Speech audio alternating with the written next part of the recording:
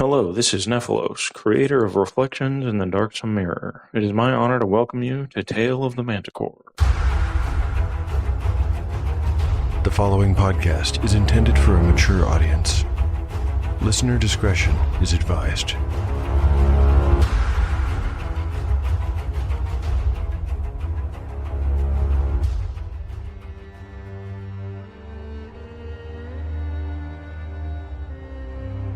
Welcome back to Tale of the Manticore, Season 3. Like the creature from which it takes its name, Tale of the Manticore is a mashup, a crossbreeding between two different species of storytelling. Here you will find the unpredictability of old-school paper and dice games with the storycraft of a dark fantasy novel. No character is sacred, and none will be spared if the dice decide their fate is at hand. According to lore, the tale of a manticore is barbed with cruel iron spikes. There will be much pain in the days ahead.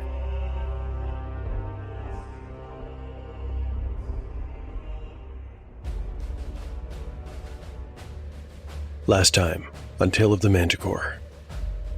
In the previous chapter, the party recovers after its battle with the ogre. Of all of them, Cord is the worst off by far. Due to being split nearly in two, the construct is now being held together with a leather strap. As for the others, they're so exhausted that they fall asleep right there in Mombi's cave. In the morning, they search its lair before striking out and find some coins, along with a strange skull decorated in jet and turquoise. The companions have no way of knowing that this is the long-lost skull of a Kamor prince and a precious artifact. At this point, the story switches to the perspective of Otot, the orc shaman. Otot is old and blind, but he can see, in a manner of speaking, through his crows. He successfully uses them to find the party, but, fortunately for them, by the time he learns their location, they have moved beyond his reach. Of course, if the PCs ever return this way, he'll be watching for them, and he'll be ready. The episode concludes with Achillea's strange dream, in which she runs through a dark forest, lost and scared, until she eventually comes across a pond. In its surface, she sees her reflection, except she is not herself at all.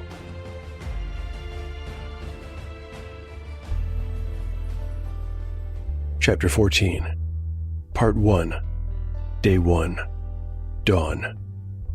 Mythic event meaning: befriend tension. Party status: Achillea, 7 out of 7 hit points. Cord, 3 out of 11 after regaining 1 point through natural healing. Dureni, 6 out of 6. Tentir, 6 out of 6. Supplies: the companions have 5 portions of food and 0 of water. Spells available: Achillea has memorized Shrink and Message. Cord can cast Entangle and Locate Plants and Animals. Achillea woke up and shivered. It was not especially cold, but for some reason she felt strange. The dream. She'd had a vision that she was a human boy child lost in the woods, and the dream had felt so realistic. Dureni and Tentir still slept, she saw. Judging by the rosy glow peeking through the pine needles of their little shelter, it must only be dawn. She climbed out from under the fragrant branches of their stunted pine and looked around. Cord was nearby, with Robin perched atop his head. The bird was tweeting softly and looking down in a way that almost made it seem like he was talking to Cord. What a funny thought, Achillea smiled to herself. When she approached, the wooden construct turned around to face her, waving a carved hand in greeting. He still looked very badly damaged. His bifurcated torso was still held together by the tightly knotted leather strip she had applied at the ogre's cave, but the crack was still plainly evident. Still, unless she was mistaken, it did not seem quite as long as it had before. She screwed up her face. Cord, are you healing? The construct gave her a creaking bow by way of saying yes. Achillea felt relief. She supposed it made a certain amount of sense. All living plants were able to regenerate to some degree, given time and sun and water, so why not Cord? She turned at a sound coming from behind and saw Tentir crawling out from under the bushy green branches of their shelter. Dureni followed directly after, pulling their gear out with him as he emerged. The elder brother stretched, scanned the distant skies to the south, and then nodded to himself as though satisfied with something, before attending to their equipment, rolling up the bedding and buckling it to their respective packs. While Dureni went through this morning routine, Achillea studied from her spellbook and re-memorized her 2 spells of Shrink and Message. Tentir, for his part, prepared a small breakfast for the group. They were getting very low on water. What little they had would be gone by the end of the day. As for food, they still had enough to last another couple of days. Tentir made a point to remind the others that they needed to keep an eye out for a pond or a river. "Are you ready?" asked Dureni, after everyone had finished their small meal. His companions replied that they were. "Very well then, let's go." Dureni looked at the sky once again, but this time to the north, in the direction they were headed. It was clear and blue, but for a few groupings of small clouds that sailed across the sky like formations of white-sailed ships. "I feel like something good is going to happen today."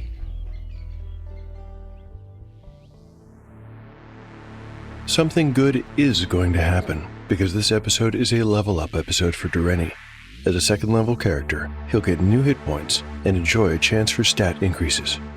I decided a ways back that an elven fighter would get a d6 for new hit points, and my long-time house rule is that the roll will min out at half, so anything 3 or under on the die will be treated as a 3.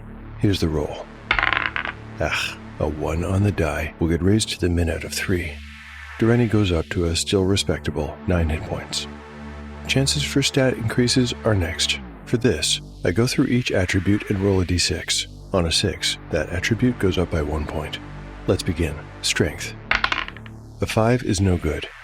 Intelligence. I've got a 2. How about wisdom? 5. Still no luck. Dexterity. 6. Okay, yes please. Dureni's 14 goes up to a 15. No mechanical change accompanies that, but he's one step closer to it. Constitution. A 4. No, that won't do. Charisma. 5. Close, but no.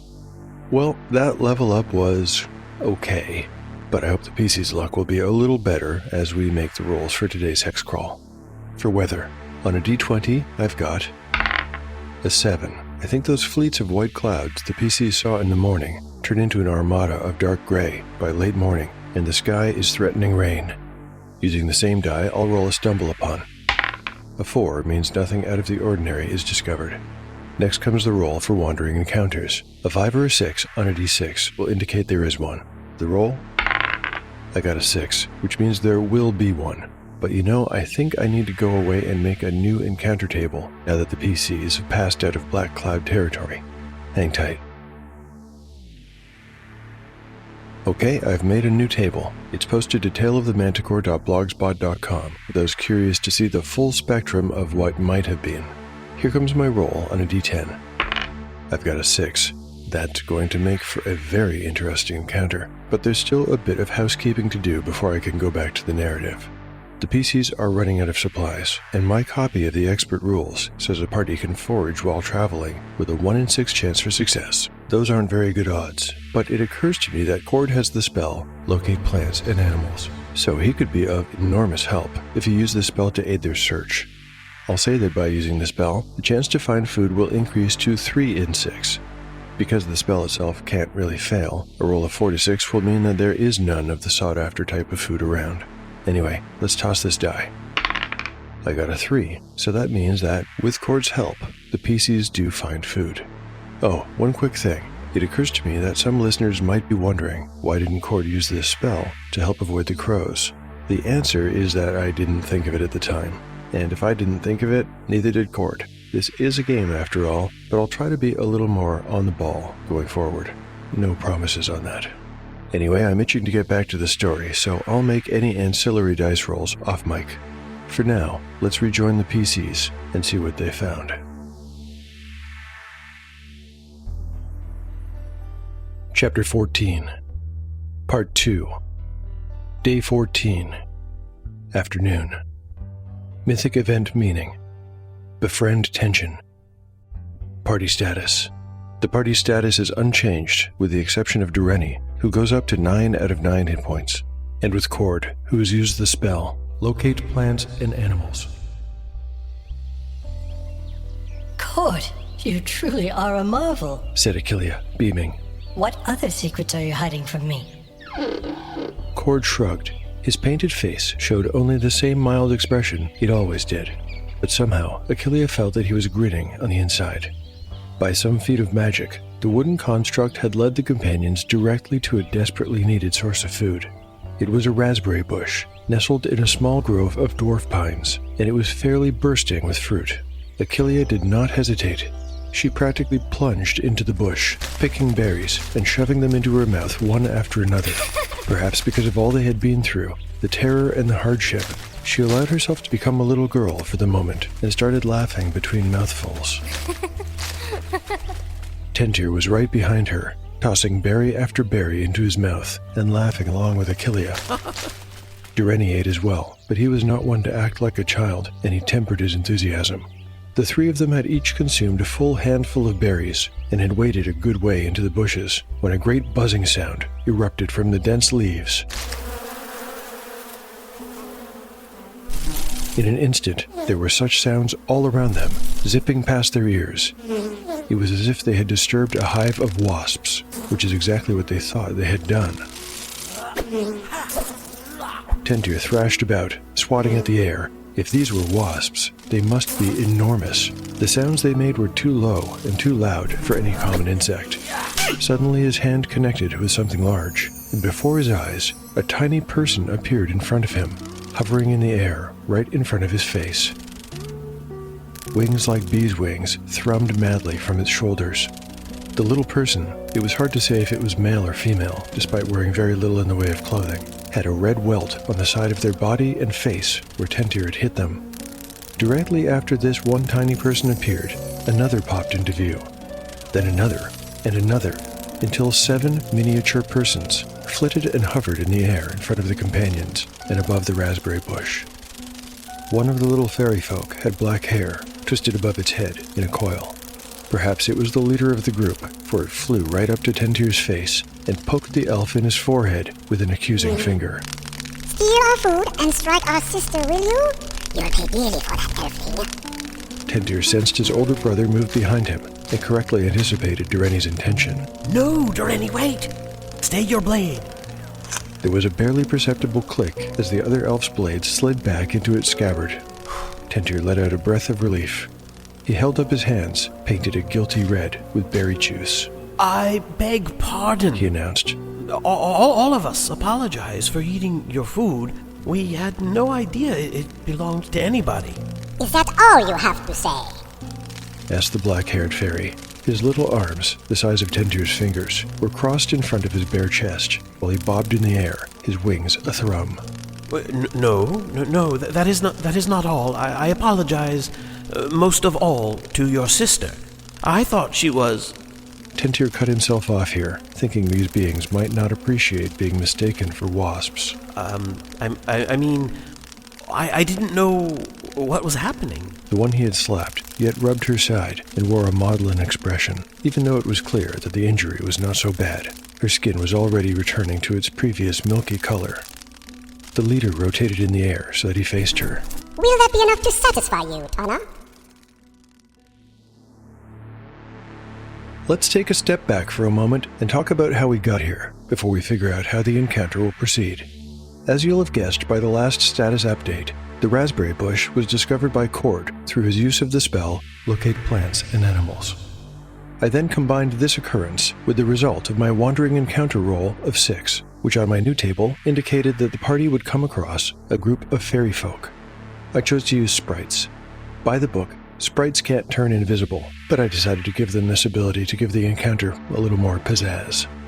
Off mic, I rolled that the sprites, there are 7 of them, would be surprised, but that the PCs would not be, thus the blundering into their nest and ensuing uproar. Everything that followed was simply a matter of figuring out what would logically take place from there.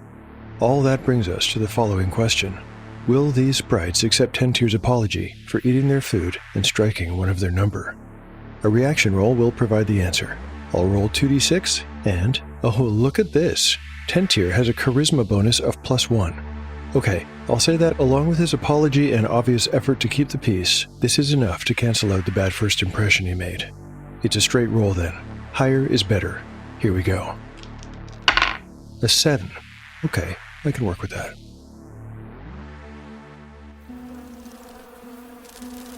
The sprite named Tana pouted and spun in the air so that she had her little back turned to Tentir. She seems to think it's not enough. Said the lead sprite in a voice that was deadly serious, despite its high pitch. What recompense would suffice, sister? Her brief response was in a language of chitters and tuts, incomprehensible to any of the companions.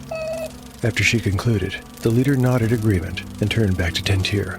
She requires both punishment for the theft and restitution for the hurt. Tentir blanched. Well, what kind of punishment? He stammered. At their leader's command, 4 of the other sprites flew up so they all hovered in a straight line in front of Tentir. Together they spoke a word in the ancient tongue of fairies, and a puff of golden dust blew forth from their tiny mouths, right into Tentir's face. The dust was gone in an instant, but the moment he inhaled it, Tentir suddenly got a terrible taste in his mouth. Instead of the flavor of raspberries, his tongue registered a flavor of rotted fish. He doubled over, hands on his knees, and spat on the ground, almost retching. The line of fairies flying in front of him broke formation and flew about them, laughing hysterically. The leader did not participate in the merrymaking, though he now wore a small smile. That's the punishment settled. He said. Now, for the restitution.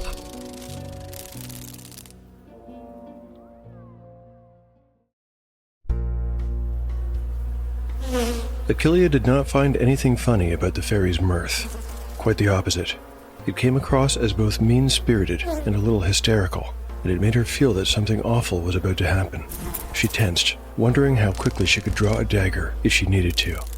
But before she could do anything, the younger elven brother once again called for peace.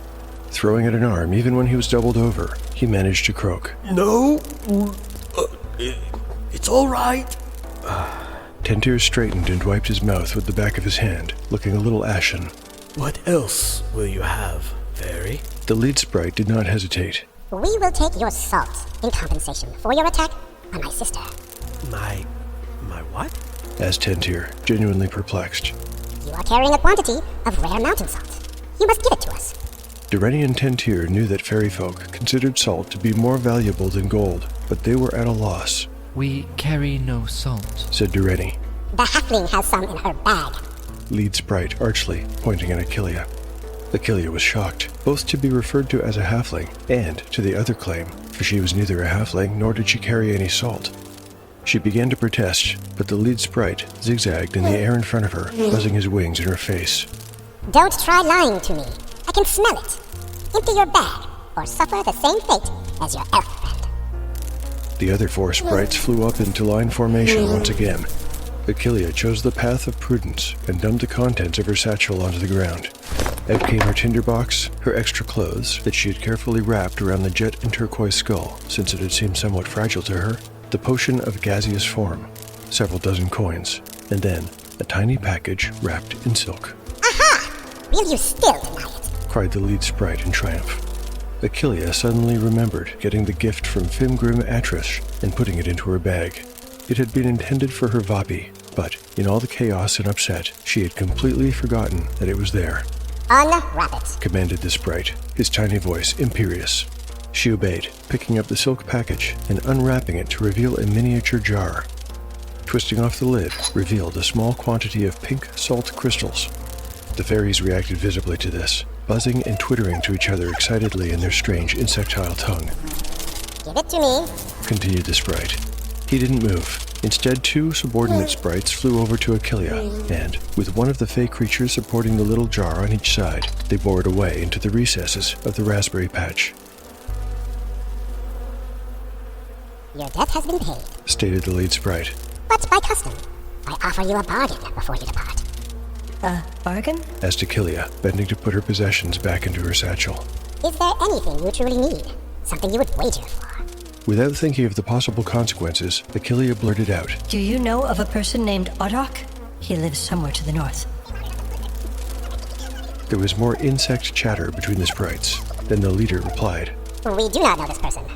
Is there nothing else you require? We need water. said Durrani. We will make a wager for you if you can point us to a river or a stream. This we can do. Said the dark-haired sprite without hesitation. And for your part, you will put up the halfling's gold coins. Achillea thought she'd seen the little fairy notice those, and, as she had more need of water than gold, she said, Perhaps we could simply buy the information from you. 20 gold coins in exchange for directions to a stream or a pond. I will do you one better and direct you to a river. said the sprite magnanimously. But the fairy folk do not buy and sell as men folk do. You must wager. Achillea would have preferred it her way, but could see that they still had more to gain than to lose by taking the deal. Very well. What is the wager? There was more excited talk between the fairy folk. When it ended, the leader said, A simple riddle. Solve it and take our directions. Fail to solve it, and surrender your gold to us. Fine. Ask a riddle. Listen closely, for I shall not repeat the question. What is something that grows smaller the more you share it? Achillea could think of a great number of things that would fit this description. Water, food, money, all of those became less when shared, but she knew the answer would have to be something more clever than that. A brief silence fell between them. Tentir twitched. He was about to say something, but bit his tongue. The moment of quiet had reminded him of something his former archery teacher used to say, that silence was the only reply to foolishness. He had thought silence might be the answer to the fairy's riddle, but no, that answer would lose the wager. It was Durrani who actually spoke up. I know the answer. He said.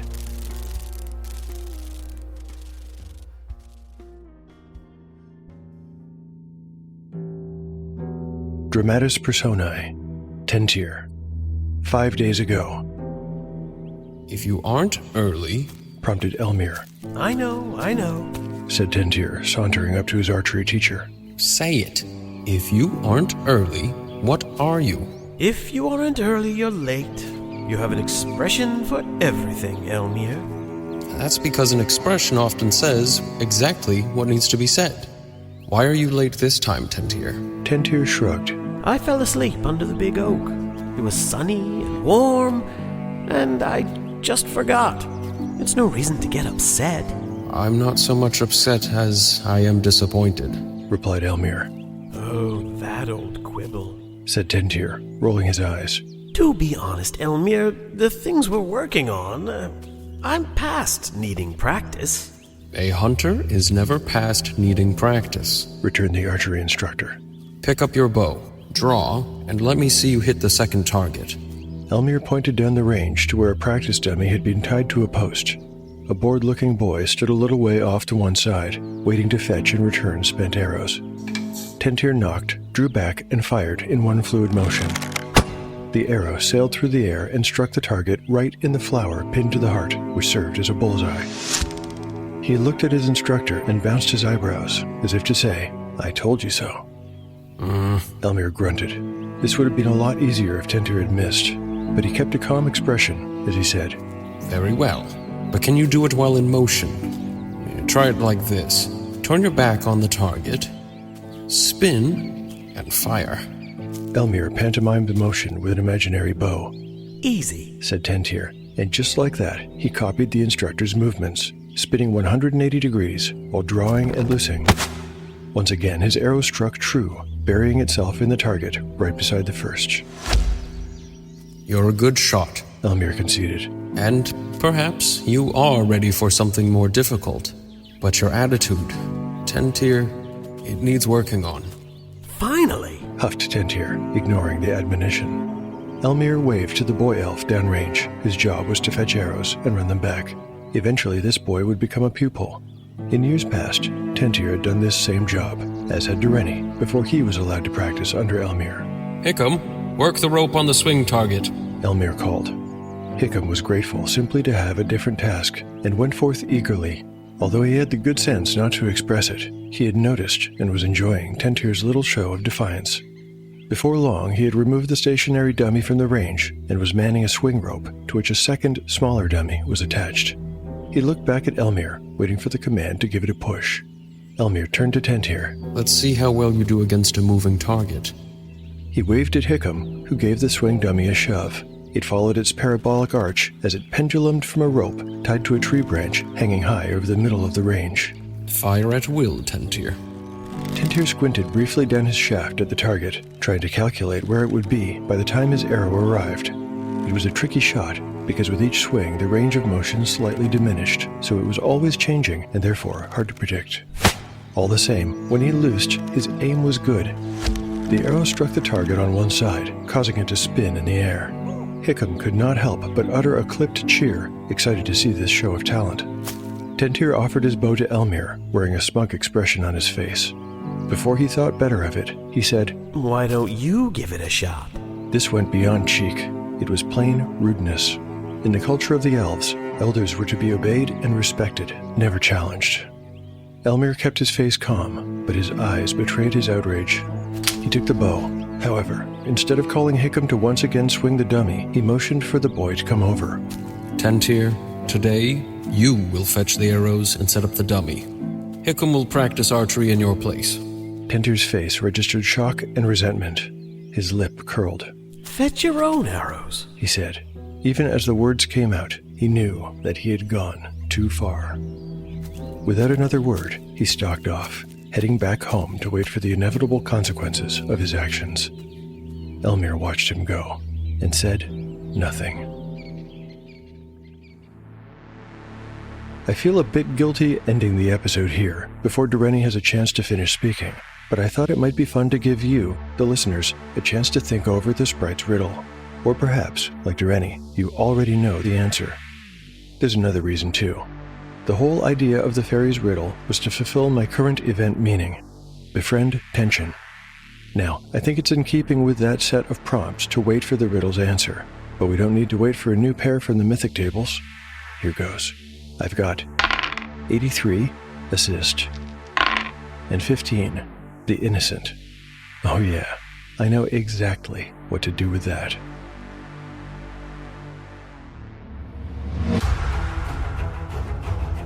Thanks very much for listening to Tale of the Manticore. If you're enjoying the show and would like to help to support it, there are lots of ways to do so. You can recommend the show online or to friends. You can like and repost episode announcements on social media. You can pick up one of my offerings on DriveThruRPG. You can purchase a Tale of the Manticore t-shirt at www.beararts.store. And finally, you can rate or review the show on your podcatcher of choice. I am very grateful for all of your support. Let's hear some words from another kind listener. This one is something a little bit different.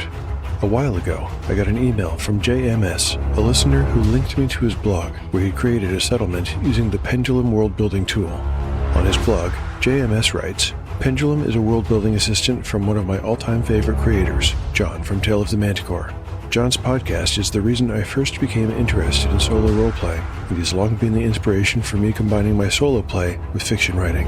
The author then proceeds to apply the world-building tool, and, entry by entry, creates a settlement called the Town of Oakton.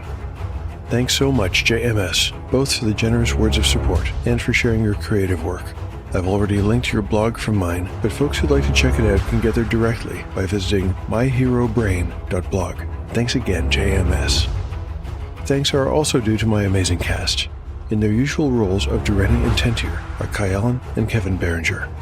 Also, returning to the show in the role of Elmir the archery instructor is Dan Grieg, creator of Legends from the Fireside. Finally, a return from an actor who we haven't heard from since Season 1. It's Sid, my amigo in Arizona, playing and absolutely nailing the role of Sprite Leader. Thanks to all four of you for delivering such great performances.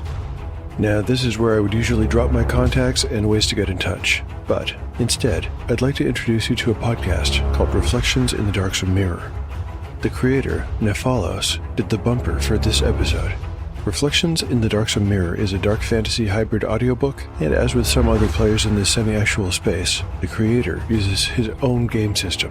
That said, in this show the slider is set more to the story side and less to the game side. For me, the quality of the dialogue is a real standout, and this pod is definitely worth checking out. Making this announcement also gives me the opportunity to invite others onto this adventure. Are you thinking of trying your hand at producing an audio drama pod? I and an ever-growing community of folks who are doing it are here and willing to help.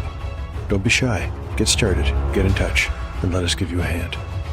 Until next time, the adventure will continue on Tale of the Manticore. It's the story where chaos rules.